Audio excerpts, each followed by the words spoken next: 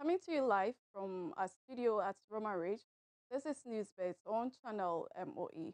I am Mami Ofakopna, bringing you the latest update at this hour.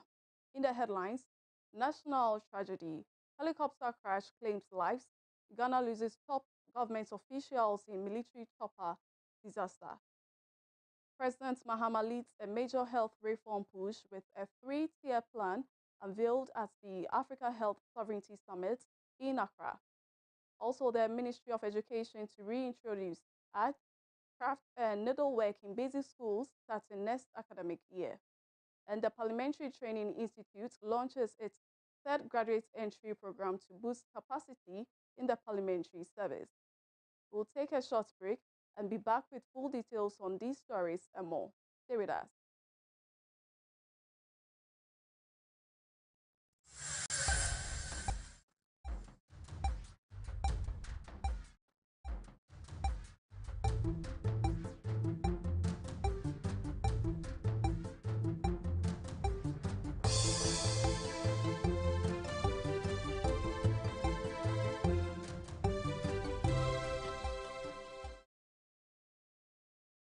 Welcome back to Newsbits.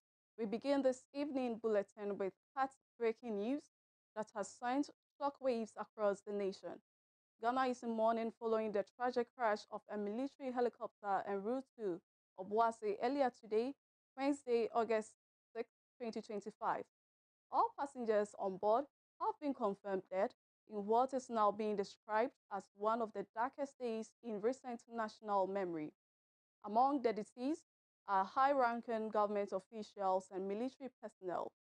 The victims include Dr. Edward Omane Buama, Minister for Defense, Dr. Alhaji Mutala Mohammed, Member of Parliament for Tamale Central and Minister for Environment, Science and Technology, Alhaji Muniru Mohammed, Acting Deputy National Security Coordinator, Dr. Samuel Sapon, Vice Chairman of the NDC, Samuel Abwaje, former parliamentary candidate, Squadron Leader Peter Bafemi Anala, Flying Officer Trum Ampedu, and Sergeant Ernest Ado Mensah. The Ghana Armed Forces confirmed that the helicopter encountered technical difficulties mid-flight, though a full investigation is now underway. The aircraft was reportedly on an official government mission when it went down. President John Dramani Mahama has declared a national period of mourning. All flags across the country are to be flown at half-mast effective immediately. Tributes continue to pour in from political leaders, civil society groups, and citizens across the country.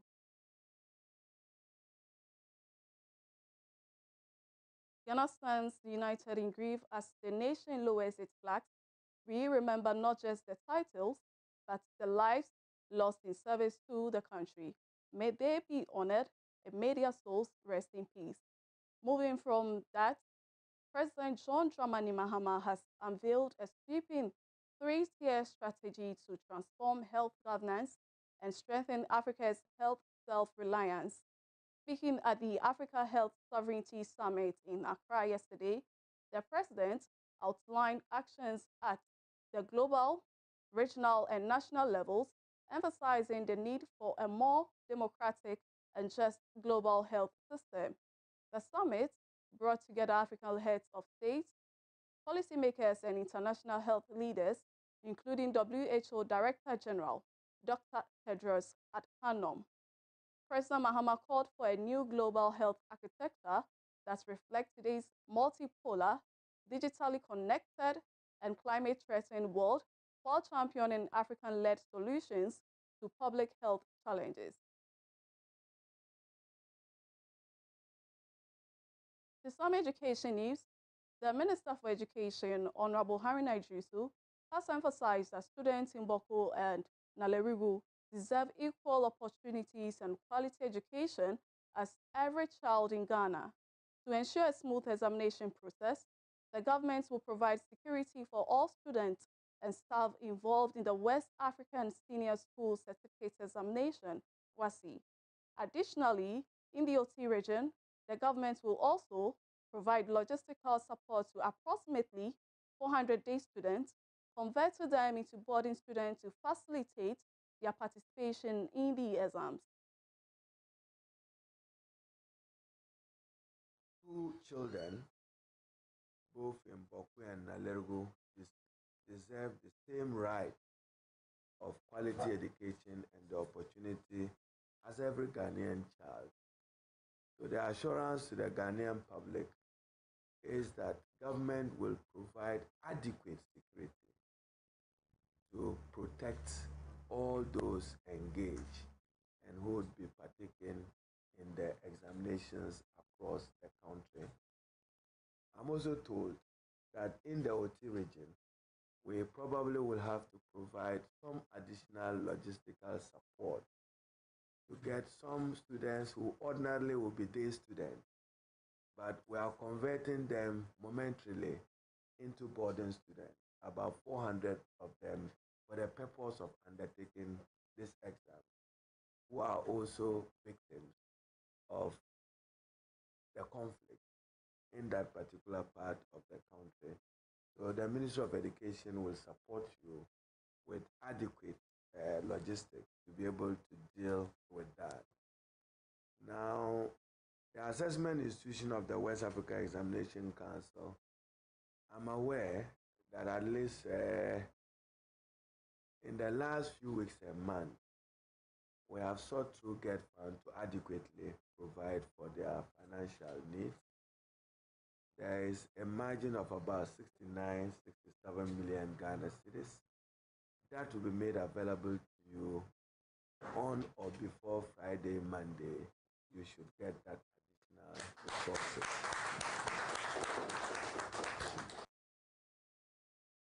The Ministry of Education has announced a new policy to reintroduce art, craft, and needlework into the curriculum for foundational learners across the country starting next academic year. The announcement was made by the Education Minister, Honorable Haruna Iddrisu, during an engagement with home economics teachers in the Eastern region. The move forms part of ongoing curriculum reforms aimed at strengthening foundational learning and expanding skill development among young Ghanaian students. According to the minister, the reintroduction of these subjects is designed to promote creativity, critical thinking, and cultural appreciation among learners while preparing them for a future where innovation and practical skills are essential. The ministry says it will work closely with educators and stakeholders to ensure a smooth rollout of the policy in schools nationwide.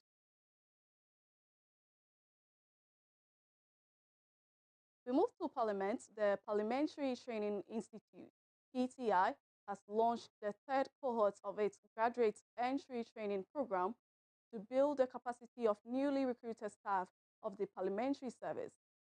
The three-month training, which runs from August 4 to October 31, is designed to equip participants with the skills and knowledge required to meet the evolving demands of Ghana's parliament. Developed in partnership with the University of Ghana Business School, the Civil Service Training Center, and the Government Secretariat School, the program covers key areas including parliamentary administration, public service ethics, administrative writing, and office management. The initiative also forms part of efforts to professionalize the parliamentary service and enhance its effectiveness in supporting legislative work.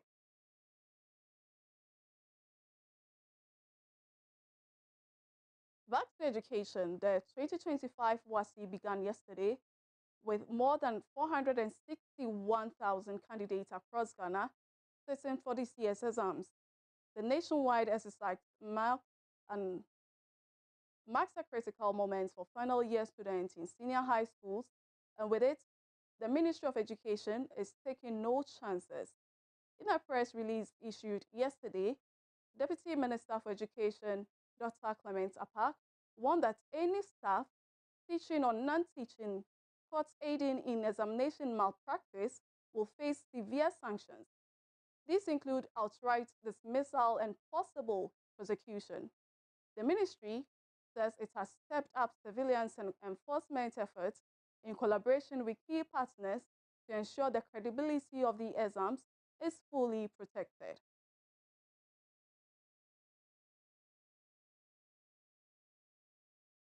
Still in education, technical and vocational education and training, known as TVET, is central to Ghana's industrial and economic growth.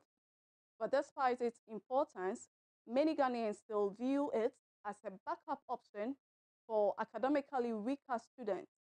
A 2024 survey by the Research and Scientific Innovation Society International Journal in the Bono region confirms that this stigma remains widespread, discouraging many students and parents from embracing TVET pathways. Government officials, including Education Minister and Deputy Minister and TVET Director General, are leading efforts to shift this perception. As part of the response, the government has allocated 2% of the Ghana Education Trust Fund exclusively for TVET. The goal is to expand enrollment beyond the 235,000 recorded in 2024. Experts are also calling for stronger career guidance, targeted financial support, and nationwide media campaigns to showcase TVET success stories and change long-standing public attitudes.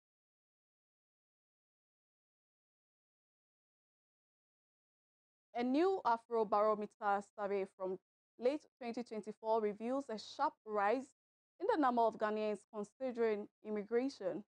According to the report, 61% of citizens say they are likely to leave the country, up from 41% in 2017. The trend is strongest among young people aged 18 to 35 and the educated unemployed. Top reasons include the search for better jobs, cited by 55% of respondents, and general economic hardship. Preferred destinations remain North America and Europe. Supporting their findings, data from the Ghana Statistical Service shows that most current immigrants are aged between 20 and 49 and largely come from the Greater Accra and the Ashanti regions. In response, the NDC government has introduced major job creation programs aimed at reducing youth immigration. These include Ejumora, which supports vocational training and small businesses, the National Apprenticeship Program, and 1 Million Coders Ghana, which targets digital skills.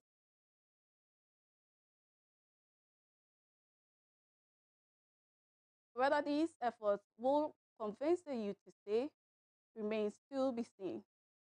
In other news, Ghana's doctor-to-patient ratio stands at 1 to 6,355, an improvement since 2017, but still far from the World Health Organization's recommended ratio of 1 to 1,320. A 2024 report from the Ghana Statistical Service reveals major regional disparities. Greater Accra fares best with one doctor for every 2,619 people.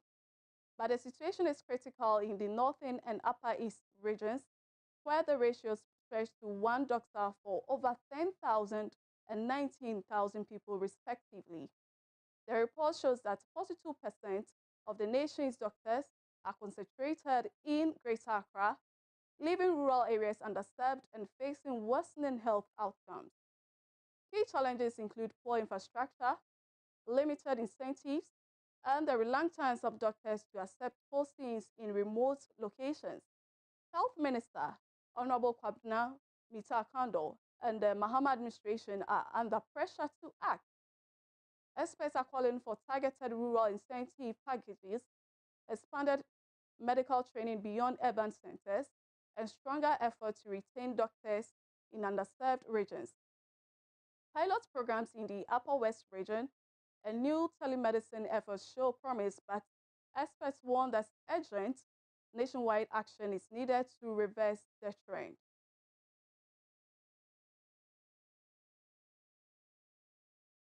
Now we move to international news. Former Nigerian President Olusegun Obasanjo has called for the establishment of a dedicated Africa Health Fund to support sustainable Africa-led financing for health infrastructure and emergency report or response. Speaking at the Africa Health Sovereignty Summit, Obasanjo emphasized that such a fund would reduce reliance on delayed foreign aid, allowing African countries to respond swiftly and independently to health crises. He suggested the fund could be modeled on the African Union Peace Fund, which has already demonstrated success in managing continental emergencies. This proposal aligns with broader efforts to strengthen Africa's health sovereignty and resilience.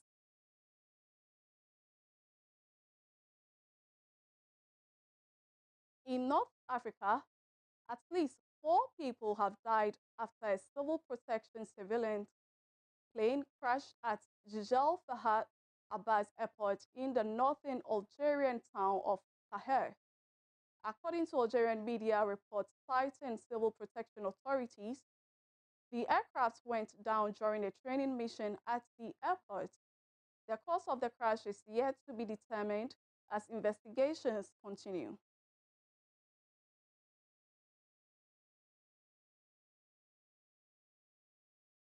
In sports updates, FIFA has confirmed the schedule for the September round of the 2026 World Cup qualifiers, with Ghana set to play 2 crucial matches. The Black Stars will travel to Chad on Thursday, September 4 for match day 7, before hosting Mali at the Accra Sports Stadium on Monday, September 8. Currently leading Group I with 15 points from 6 matches, Ghana is 3 points clear of second place Comoros and 5 points ahead of Madagascar.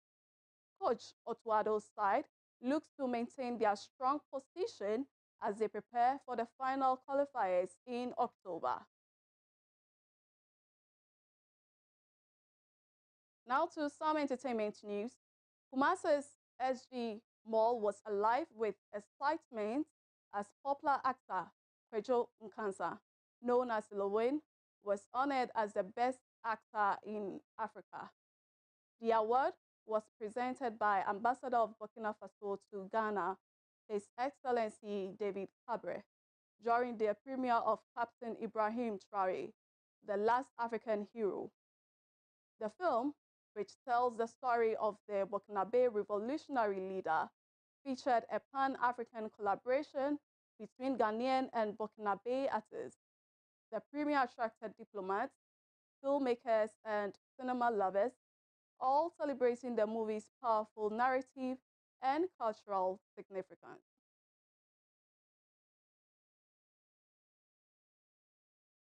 To some lifestyle news, for many Muslim women in Ghana, the hijab is far more than a religious requirement. It's a symbol of identity, dignity, and fashion. From Ankara-inspired veils by brands like Libas Hilan to custom-made abayas, modest fashion is thriving among the country's youth. But challenges remain. Some girls face discrimination in schools, and, misconceptions about the hijab continue to persist.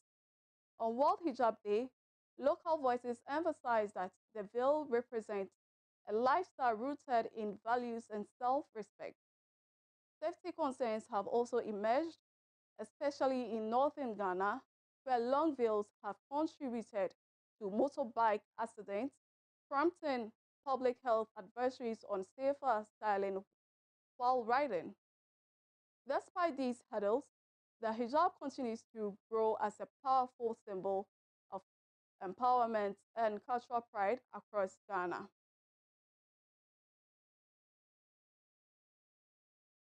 In tech news, Ghana's transport and automotive In tech news, Ghana's transport and automotive sectors are poised for growth with the official launch of the Seoul East SUV range in Accra.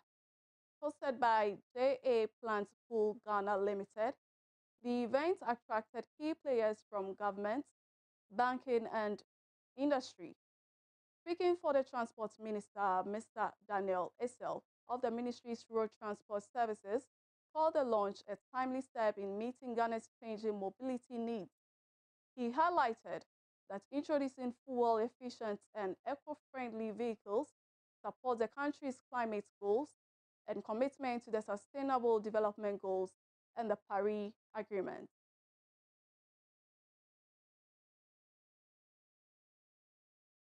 So that wraps up our main stories for today. Thanks for tuning in to Newsbits on channel MOE. My name is Mami Fakopna.